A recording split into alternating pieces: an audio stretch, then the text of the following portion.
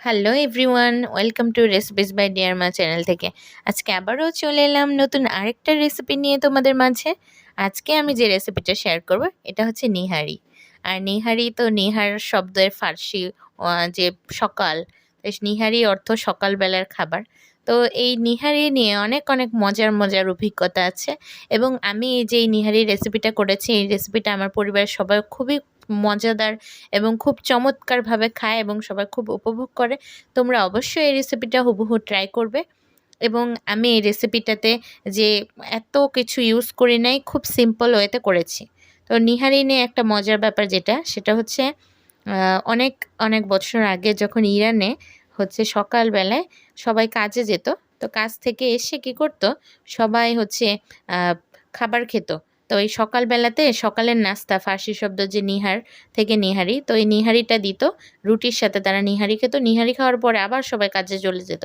তো ৪-৫ ঘন্টা তারা হচ্ছে ক্ষুধাটা আর লাগতো না। তো নিহারির ভিতর পর্যাপ্ত পরিমাণে ক্যালসিয়াম আছে এবং হচ্ছে এই নিহারিটা হচ্ছে গরুর পায়া দিয়ে করে এবং কোথাও কোথাও ভেড়ার পায়া দিয়ে করে। আর এটা আমরা যেহেতু মুসলিমদের সবথেকে প্রিয় খাবারের ভিতর একটি অথেন্টিক খাবারই কিন্তু নিহারি। তো আমি নিহারি রান্না করার জন্য এই পর্যায়ে এক এক করে যে মশলাগুলো আমি অথেন্টিকভাবে দেই। আমি কোনো মশলা কিনি না, আমি এটা হাতে বেটে নিচ্ছি, কারণ নিহারি যে এটা একটা ঐতিহ্য, এটাকে একটা রেসপেক্ট সেটা আসবে। আর এটা হাঁটায় বাটলে যেটা হয়, আগের কালে যে আমাদের মারা, চাচিরা, আমাদের ফ্যামিলি যারা মুরব্বিরা, দাদি নানিরা যে কষ্টগুলো করতো সেটাও কিছুটা রিয়ালাইজ করা যায়। সেই কষ্টটা তো আর লাঘব করা যাবে না, কিন্তু কিছুটা আনন্দ ফিল করা যাবে। তো এই পর্যায়ে আমি নিহারির যে হাড়গুলো আছে সেগুলোকে আমি গরম পানির ভিতরে দিয়ে দিয়েছি এবং আমি একটু ভিনেগার দিয়ে দিচ্ছি, কারণ এটার ভিতর তো অনেক ধরনের পশম চুল থাকে। তো আমি এখানে ১ চামচের একটু বেশি পরিমাণে ভিনেগার দিয়ে দিলাম। দেওয়ার কারণে যেটা হবে, এই পশমগুলা একসাথে হচ্ছে সুন্দর মতো লেগে যাবে এবং হচ্ছে খুব ইজিলি ক্লিন করা যাবে। টকবক করে যখন ফুটে গেল আমি এক এক করে সরিয়ে দিচ্ছি এটা ঠান্ডা হওয়ার জন্য।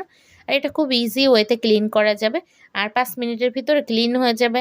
আর সবথেকে বড় কথা, আমরা যেহেতু একটা খাবার খাবো, এখানে যদি চুল পশম থাকে ভালো লাগবে না। তো 100% পারফেক্টলি খুব ইজি ওয়েতে এটাকে ক্লিন করে নিলে খেতে খুবই ভালো লাগবে।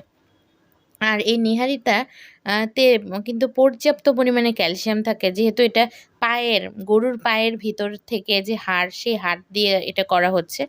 আর আমি হচ্ছে নিহারি রান্না করার সময় নিহারিতে আমি হচ্ছে একটু কয়েক পিস গরুর মাংস পিস দিব। সেটা হচ্ছে আমার একটা স্পেশালিটি। এটা চাইলে কেউ দিতেও পারো, নাও দিতে পারো। তবে এই রান্নাটা হুবহু ট্রাই করলে খেতে কিন্তু চমৎকার লাগবে।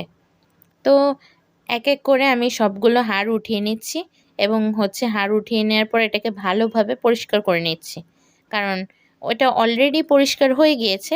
তারপরে আমি যতটুকু ছিল এটা আমি হাত দিয়ে সুন্দর করে ওটাকে সরিয়ে নিয়েছি। দেখতে পাচ্ছ একটাও পশম কিন্তু অবশিষ্ট দেখা যাচ্ছে না, কারণ খুব ভালোভাবে ক্লিন হয়েছে। তো এটা খুব ইজি ওয়েতে এটাকে নিহারির এই হাড়গুলা ক্লিন করবেন এবং সবাই কিন্তু খাবে। আর বেসিক অর্থে অনেকে কিন্তু ক্লিনিংয়ের ভয়ে এটা খেতে চায় না। আর এভাবে যেকোনো দোকান থেকে কিন্তু বললে ছোট ছোট টুকরা করে কেটে দেয়। আমি এটা কোরবানিটা নিয়ে নিয়েছি। আর আমি এখানে কয়েক টুকরা গরুর মাংস পিস নিয়েছি। তো আমি এগুলো হচ্ছে সব প্রেশার কুকারে দিয়ে দিচ্ছি। আর নিহারি রান্না করা কিন্তু খুবই সহজ। এখানে কোনো এক্সট্রা কোনো ঝামেলা থাকে না। আমি অ্যাজ ইউজুয়ালি খুব মোর দেন 45 থেকে মিনিটস থেকে 1 আওয়ারের ভিতর নিহারি হয়ে যায়। আর এখন তো আর আগের যুগ নেই। আগের যুগে মানুষ সারারাত নিহারি জ্বালাতো, তারপরের দিন খেত। ওইটা একটা অন্যরকম ব্যাপার ছিল। এখন খুব যুগ ফাস্ট হয়ে গিয়েছে। তা আমরাও খুব সুন্দর মতো ইজিলি প্রেশার কুকারে রান্না করে ফেলছি। তো আমি প্রেশার কুকার ব্যবহার করছি। কেউ যদি প্রেশার কুকার না থাকে, আপনারা নরমালি চুলাতেও করতে পারেন। সেজন্য একটু টাইমিংটা একটু বেশি লাগবে, আর কিছু না। আর প্রেশার কুকার দেওয়ার কারণে আমি একটু টাইমটা কম লাগছে। তো এক এক করে আমি সমস্ত মশলাগুলো দিয়ে দিলাম। আর এখানে হচ্ছে আমি আদা বাটা, রসুন বাটা আর যে মশলাগুলো আমি করেছি, জয়ফল, জয়ত্রী এবং স্টার মশলা বেটে নিয়েছি। কারণ এটা নিজে হাতে বেটে নিলে কি হয়, প্যাকেটের মশলাতে কি থাকে আমি তো ওইভাবে দেখতে পারি না। আর এটা তো খুব ইজিলি আমার জন্য সুবিধা হয়। কেউ চাইলে ব্লেন্ডারেও ব্লেন্ড করে নিতে পারে। তো বাটা মশলার টেস্ট কিন্তু অন্যরকম হয়, এটা কিন্তু সত্য। তো আমি এক এক করে সব মশলাগুলো দিয়ে দিচ্ছি।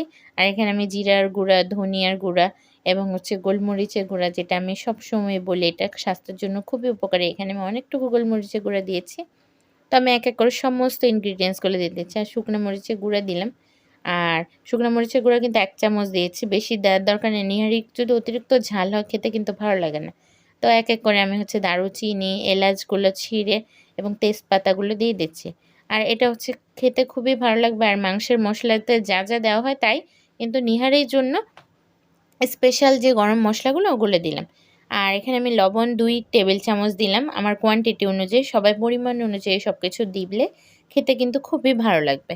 তো এক এক করে আমি সমস্ত কিছু দেওয়ার পরে এখানে আমি তেলটা দিব। আর বেসিক অর্থে কি, তেলটা এখানে কিন্তু অনেকটুকু তেল অলরেডি থাকে, কারণ এই নিহারির যে পায়াটা এটার ভিতর তো পর্যাপ্ত ক্যালসিয়াম থাকে এবং তেল থাকে। তার জন্য আমি এখানে তেল পরিমাণ অনুযায়ী 2 টেবিল চামচ দিয়েছি। আপনারা আপনাদের চয়েস অনুযায়ী তেল দিবেন এবং খেতে খুবই ভালো লাগবে। আর এটা কিন্তু নিহারি কিন্তু একটা রিচ ফুড। অবশ্যই এটা কিন্তু খাওয়ার টাইমে খেয়াল রাখতে হবে। একটা ভারী, ভারী খাবার হিসেবে খেতে হবে। হতে পারে এটা ডিনার অথবা ব্রেকফাস্ট। আর আমরা এটা সকালের নাস্তা হিসেবে খাবো। কারণ যেহেতু নিহারি মানে সকালের নাস্তা, সকাল নিহার। তো সেইভাবেই আমরা হচ্ছে এটাকে, আর আমি এখানে পানি দিয়ে দিচ্ছি পরিমাণ অনুযায়ী। এটাকে যেহেতু আমি কয়েকটা সিকি দেওয়ার পর এটা আমি আবার পাতিলটা ট্রান্সফার করে নিব। কারণ ওখানে আমি তাহলে সুন্দর মতো এটাকে একটু কুকিং করার জন্য এবং হচ্ছে ঝোল আরও একটু বাড়ানো যাবে সেই পারপাসে। তো এক এক করে আমি সমস্ত কিছু দেওয়ার পরে আমি হচ্ছে এখানে একটু শুকনা মরিচ আর হচ্ছে কাঁচা মরিচ অ্যাড করে দিচ্ছি। এটা একেবারে আমার আলাদা একটা চয়েস, তবে আপনারা চাইলে দিতে পারেন, খেতে খুবই ভালো লাগে। আর আমি এখানে 4টা কাঁচামরিচ দিয়েছি এটা স্বাদের জন্য, আর শুকনো মরিচ দিয়েছি 2টা।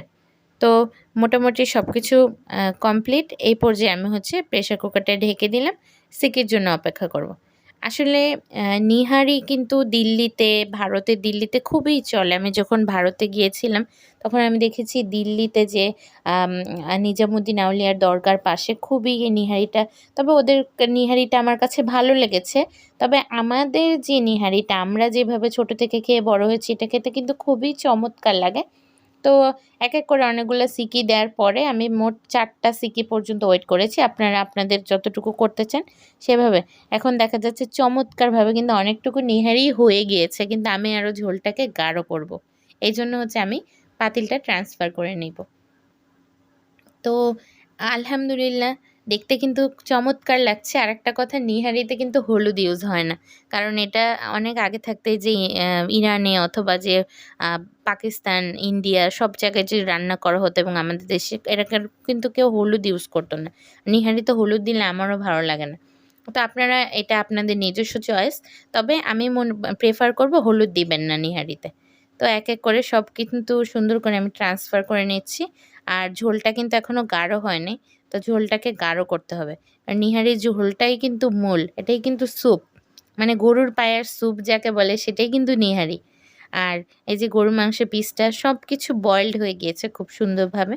আর দেখতেও কিন্তু খুব ভালো লাগছে আর একটু চিকচিক করছে। তো এক এক করে আমি সব কিছু ট্রান্সফার করে নেওয়ার পরে আমি এখানে হচ্ছে এক্সট্রা একটু যে পানি আছে, ঝোলের পানি আমি এটা দিয়ে দিলাম। কারণ আমি আরও ঝোলটা একটু, যেহেতু কমানোর পরে এটাকে একবার গাঢ় হবে তাই একটু বাড়ানোর জন্য আমি এক্সট্রা দিয়েছি। তো আলহামদুলিল্লাহ আমি কিছুক্ষণ এটা জ্বালিয়ে নিব। তো জ্বালানোর পরে ফিরে আসবো। আর নিহারি রান্না করতে তেমন কোনো ঝামেলা নেই, কষানোর কোনো পেরেশানি কিছু নাই। অ্যাজ ইউজুয়াল বসিয়ে দিলে হবে। অনেকে যারা ভাবি আমরা যে এটা রান্না করতে খুবই পেরেশানি, এরকম কিছুই না। আর বাসার বাচ্চা থেকে বৃদ্ধ সবাই কিন্তু খেতে খুবই পছন্দ করে। আমি দেখে নিচ্ছি এবং এদিকে খুবই ভালোভাবে এটা কমপ্লিট হয়ে যাচ্ছে রান্না করা। তো আমি এদিকে হচ্ছে দেখে নিব যে এটা কি ফাইনালি কুকিং সম্পূর্ণ হওয়ার জন্য অপেক্ষা করব। তো মোটামুটি আমার হচ্ছে ১ ঘন্টার ভিতর আগেই, মানে ৪৫ মিনিটের ভিতর আমার রান্নাটা সম্পূর্ণ হয়েছে। তো এইদিকে হচ্ছে সব কমপ্লিট। তো আমি এদিকে হচ্ছে একটা বাটিতে পরিবেশন করে নিচ্ছি। আর হচ্ছে নিয়ে আমি এখানে সুন্দর করে আদা কুচি দিয়েছি এবং আদা কুচিটা আমার পার্সোনাল চয়েস এবং খেতে খুবই ভালো লাগে। আর আদাতে তো অ্যান্টিঅক্সিডেন্ট আছে। আর একটা কাঁচামরিচ দিয়ে এটা পরিবেশন করে নিয়েছি এবং ঝোলটা যথেষ্ট গাঢ় হয়েছে দেখা যাচ্ছে। এবং একটা পরিবারে খেতে যতটুকু ঝোল রাখা দরকার আমি ঠিক ততটুকু রেখেছি। এখানে মোটামুটি ৪ থেকে ৫ জনের একটা ফ্যামিলিতে পরিবেশন করে মোটামুটি সবাই খেতে পারবে। আমি এটা হচ্ছে রুটি দিয়ে সার্ভ করব। একেকজন একেক রকম খেতে পারে। আমার কাছে নিহারি শুধু খেতে ভালো লাগে। নিহারির ঝোলটা আমি খুবই পছন্দ করি। আর পরিবারের সবাই খুবই অপেক্ষা করছে এটা খাওয়ার জন্য। তো সবাই ভালো থাকবেন এবং নিহারিটা ট্রাই করবেন। আর এটা সকালের নাস্তা হিসেবে একটা সকালের নাস্তায় হেভি ফুড খাওয়ার কথা আছে আমাদের।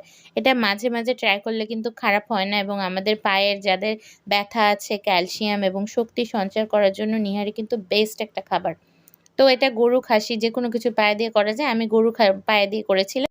আলহামদুলিল্লাহ আজকের মতো রান্না সম্পূর্ণ। সবাই ভালো থাকুন। Thanks for watching. আল্লাহ হাফেজ।